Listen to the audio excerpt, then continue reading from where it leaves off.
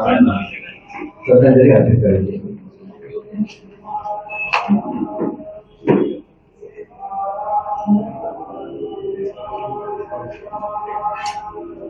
ओम शांती शांती शांती.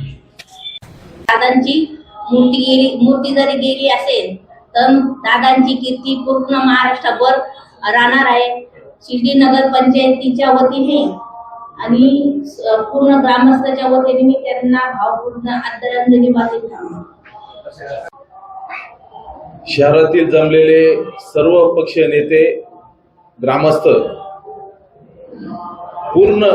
संपूर्ण देशाने काल दादांना अखेरचा निरोप दिला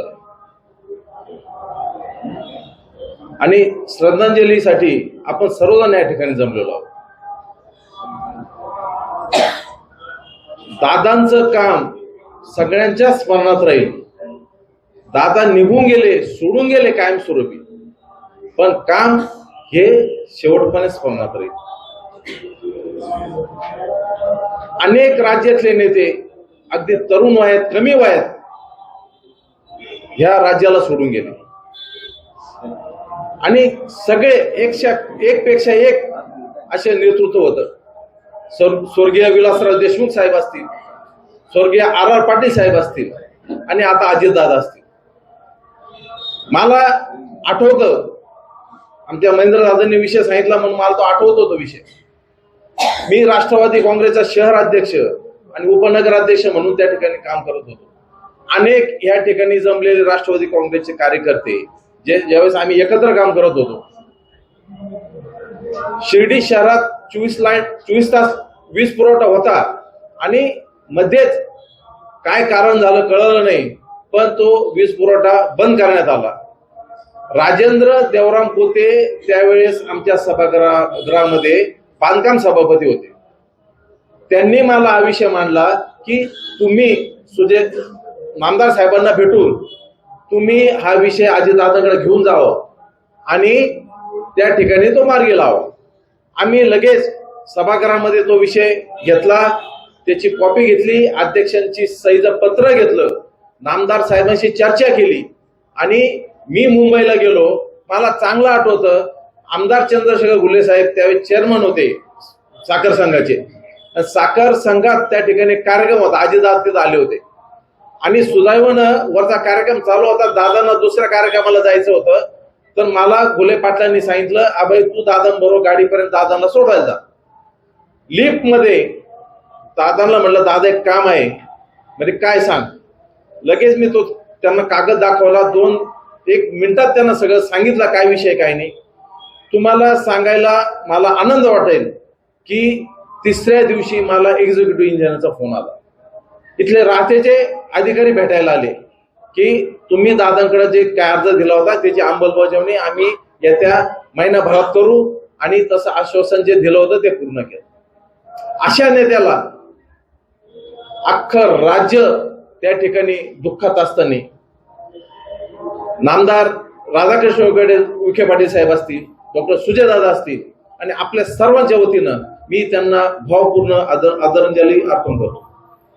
त्या शोकसभेसाठी आपण सर्वपक्षीय उपस्थितगण, दादांचे आपण बघितलं अपघातामध्ये जे अवेळी निधन झालेलं आहे, त्यानिमित्तानं दादांच्या कार्यकर्तृत्वाची जी सर्व मीडियामध्ये, समाज माध्यमांमध्ये आपण सर्वांनी ऐकलं, मागच्या 2 दिवस बघितलं.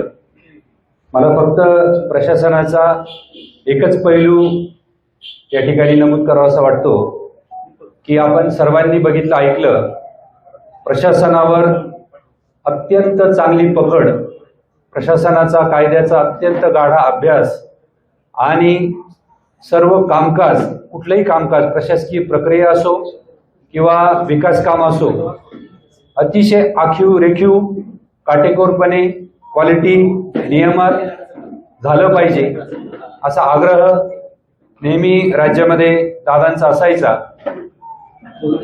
मला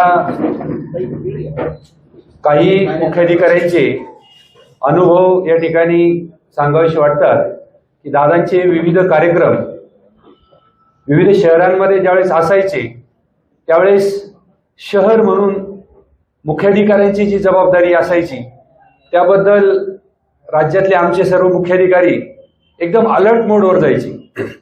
दादांचा कार्यक्रम म्हटलं की गाडीच्या काचा बंद जरी असल्या तरी सुद्धा सर्व शहरामध्ये ज्या शहरात प्रोग्राम असेल कार्यक्रम असेल त्या सर्व शहरामध्ये स्वच्छता, त्या शहरामध्ये जर संध्याकाळी कार्यक्रम असतील तर सर्व लाईट्स चालू, धूळ, झाडं, कार्यक्रमाच्या ठिकाणी असलेली स्वच्छता, कार्यक्रमाच्या ठिकाणी जिथं उद्घाटन आहे त्या विकास कामाची क्वालिटी, त्याची रंगसंगती, त्याचं सर्व प्रकारवर दादांचं एवढं बारकाईनं लक्ष असायचं की आमचे सर्व अधिकारी हे धसका घेतलेला असायचे की कुठेही चुकूनही कुठली चूक असता कामा नये. अशा पद्धतीनं प्रचंड नॉलेज, प्रचंड गाढा अभ्यास या विकास कामांचा प्रशासनाचा माननीय उपमुख्यमंत्री महोदय अजितदादा पवार यांचा होता आणि त्याचा प्रशासनानं नेहमी सन्मानच केला. मी शिर्डी नगर परिषदेच्या वतीने दादांना आदरांजली व्यक्त करतो आणि सर्व इथं उपस्थित गणांना विनंती करतो की आपण कृपया प्रातिनिधिक स्वरूपात सर्वांनी बोलावं. सर्वांनी बोलण्यापेक्षा प्रातिनिधिक स्वरूपात जर ज्येष्ठांनी बोललं तर अधिक योग्य होईल. अतिशय दुःखांतकरणाने उपस्थित असलेले सर्व पक्षीय शिर्डी ग्रामस्थ, दादांच्या शोकसभेवर बोलावं एवढा मी मोठा नाही, परंतु राज्याला एका वेगळ्या दिशेने घेऊन जाणारा प्रभावी असं नेतृत्व, कणखर निर्णय घेण्याची क्षमता, सातत्यानं पाठपुरावा करणारे आणि महाराष्ट्राला उच्चपदी स्थानावर घेऊन बसवण्यासाठी अहोरात्र झटणारे, सकाळी 6 वाजता जनता दरबार सुरू करणारे, 16-16, 18-18 तास राज्यासाठी अहोरात्र काम करणं हा त्यांचा पेशा, अशा या महान नेत्याला मी भारतीय जनता पार्टी शिर्डी शहराच्या वतीनं, नामदार राधाकृष्ण विखे पाटील यांच्या कुटुंबाच्या वतीनं आणि माझ्या गुणकर कुटुंबियाच्या वतीनं भावपूर्ण श्रद्धांजली वाहतो आणि थांबतो. जय हिंद, जय महाराष्ट्र. उपस्थित असलेले सर्व मान्यवर, जास्त काही बोलणार नाही, फक्त अजितदादांची जी कामाची पद्धत होती ते फक्त बुके शॉप घेऊन येणाऱ्यांना ते बोलत असेल आणि ज्यांचं काम आहे तो 2 वेळचा कागदपत्र वगैरे घेऊन मला भेटा, काम असलं तर भेटा, उगाच मला आज तरी घेऊन भेटू नका, अशी दादांची शैली होती. मी एक कामाचा अनुभव एक थोडक्यात सांगतो. तर शिर्डी पोलीस स्टेशन आणि वसतीचं भूमिपूजन संदर्भात म्हणजे काम पूर्ण झालं आणि बिल्डिंग तशाच अवस्थेत होती. मी दादांना म्हटलं तर बरेच दिवस झाले, बिल्डिंग पूर्ण आहे आणि आपलं शिर्डी पोलीस स्टेशन आणि पोलीस वसतीचं आपण लवकरात लवकर उद्घाटन करावं. त्यावेळेस महाविकास आघाडीचं सरकार होतं आणि दिलीप वळसे पाटील हे गृहमंत्री होते. त्यांनी लगेच फोन लावला, दिलीप वळसे पाटील आले, दिलीप आपल्याला शिर्डीचं पोलीस स्टेशनचं उद्घाटन करायचं आहे. लगेच वळसे पाटलाला सांगितलं आणि 8 ते 10 दिवसात त्याचं उद्घाटन केलं. नगर जिल्ह्यामध्ये येत असताना ते नेहमी शिर्डीला साईबाबांच्या दर्शनासाठी यायचे. मागच्या वर्षी आमच्या आईचं निधन झालं आणि दादा दर्शनाला आले आणि अचानक म्हटलं तुझ्या घरी घ्यायचं